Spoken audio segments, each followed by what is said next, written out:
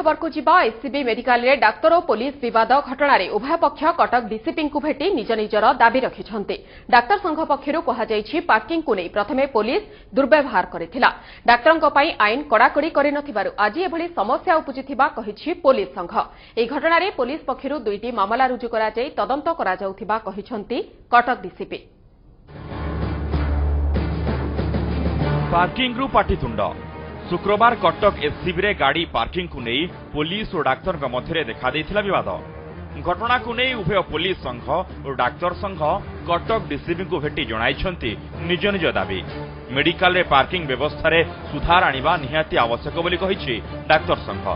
खाली सेतिके नुहे पुलिस भूल मागिबा पई डाक्तरी संघ अड़ी बसिछि। सेपटे पूर्वरु डाक्तर विरोध में आसिथिबा अभियोग रे पुलिस रो कोहଳ मनोभाव जोगु आज एभली घटना घटिछि बोली कहिछि पुलिस संघ।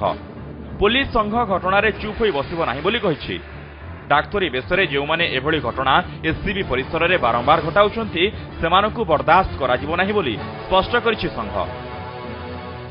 एटा गोटे समाधान भलिया गोटे असमाधित होई परिबो भलिया गोटे घटना घटु नै, किंतु सेमाने जदि निजर फॉल्स ईगो को धरिकिरी अड़ी बसिबे ताहले तो प्रत्येक व्यक्तिर निजस्व स्वाभिमान अछि। आम स्वाभिमान को आम ताको स्वाभिमान पाई काई जलांजलि दबु।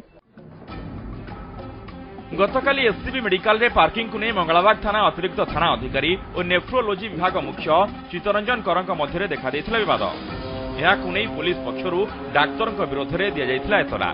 तेबे एने उभयଙ୍କ पक्षरु दि जाइथिबा एतला रे पुलिस दुईटी मामला रुजु करी तदंत करुथिबा कहिसंती कटक डीसीपी। तेबे उभयଙ୍କ मध्यरे आपस समाधान होइथिबा जणा पड़िछि। एहा सह आगामी दिन में मेडिकल रे पार्किंग व्यवस्था को सुधारिबा पई कड़ा पदक्षेप ग्रहण कराजिबो बोली डीसीपी कहिसंती। बारंबार एससीबी रे डाक्तरଙ୍କ सह विभिन्न व्यक्ति विशेषकर गंडगोल होउछि। तेणु एहार स्थायी समाधान सह सरकार भी कड़ा अभिमुख्य ग्रहण करिबा आवश्यक होई पड़िछि। कटकरू कैमेरा पर्सन ललित दास को सह किरण कानूनगो न्यूज 7।